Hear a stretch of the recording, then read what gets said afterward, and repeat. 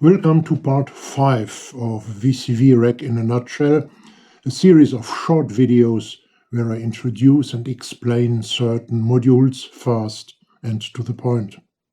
Today I'm going to introduce Shebang's polyphonic random sequencer Neutrinode to you. High-quality ebooks about making music, sound design, professional music production.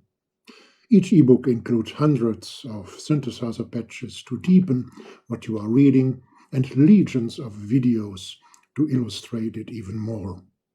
Click the link below in the description to learn more about Rofel Media ebooks, your gateway to serious music making.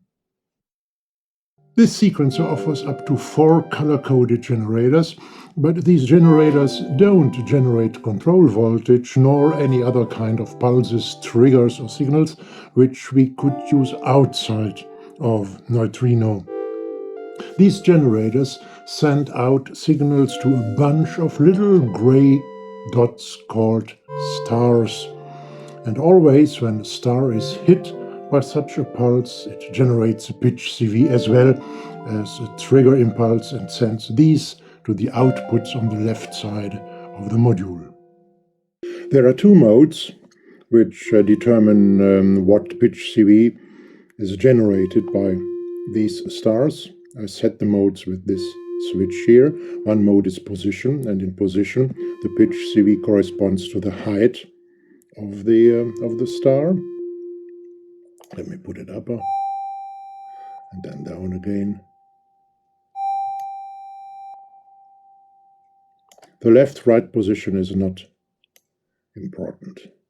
It's only the height of the star.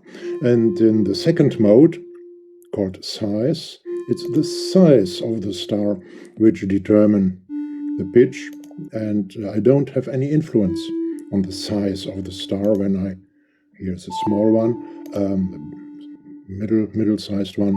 I don't have any influence on the size, so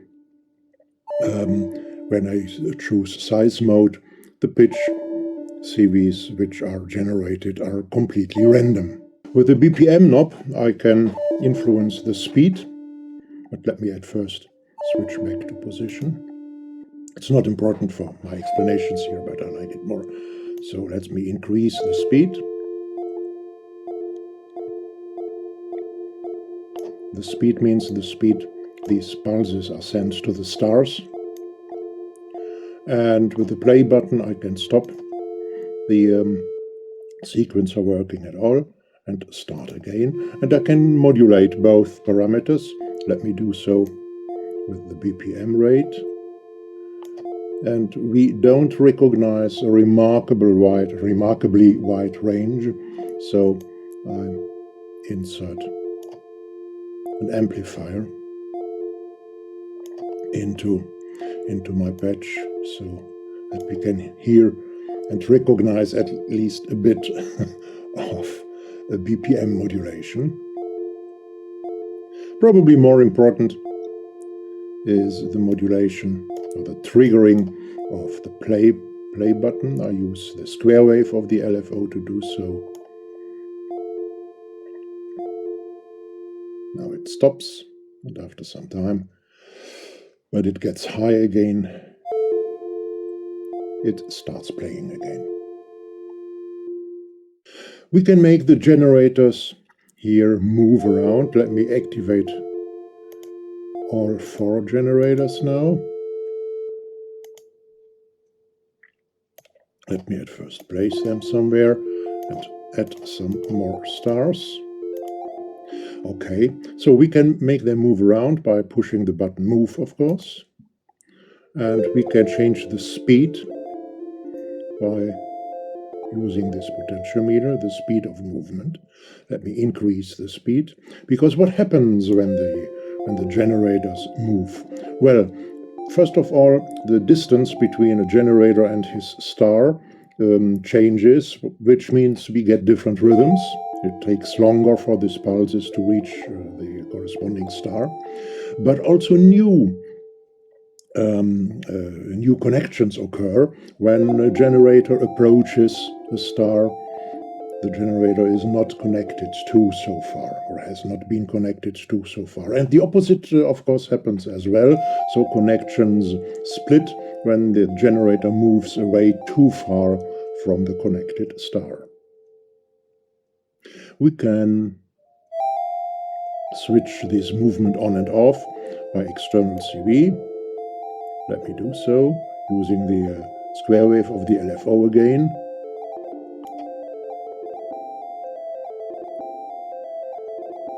So, and now they start moving, and after a while they stop moving again when the square wave gets its low level. And this little button here, let me push it, removes all connections at once, clears all connections and all stars, and so I have to put in new ones. A word about the trigger outputs. If we want to apply envelopes to the outputs of a neutrino, we have to change the trigger pulses into gates. For example, by using a trigger delay unit, setting delay to 0 and adjusting the gate length. Our sequencer here allows us to choose the root node as well as the scale. Let me remove at first this modulation. So we can choose major, minor, Dorian, Lydian, Phrygian, and a lot of scales. And their root node. And I can even modulate the root node. Let me do so.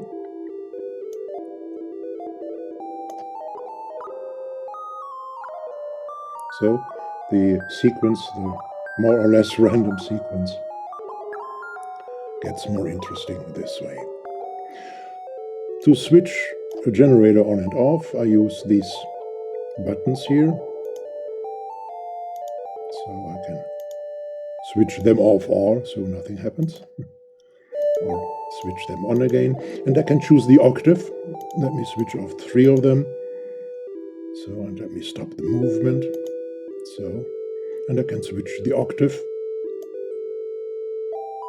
up and down.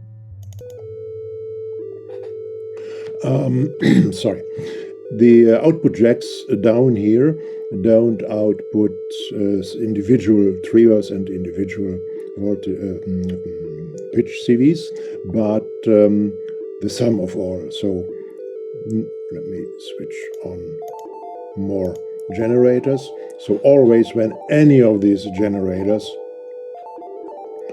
generates a trigger impulse, here a trigger impulse reaches the output, and it's the same with the pitch CV. So it's not individual anymore. Especially when we use more than one generator, and when we use these output jacks here, it comes in handy that the Neutrinode, this our sequencer here, is polyphonic, up to 16 voices. I reach the settings using the right-click menu here, and you see at the moment it's monophonic, but I can switch it to, for example, 4-voice polyphony. All right, that's it for today. Don't forget to like, to subscribe, and to hit the bell. And if you visit my website and our Facebook group from time to time, you will never fall out of my stream of information. You find the links down in the description. Stay creative and enjoy your day. Your Czech friend, Rolf.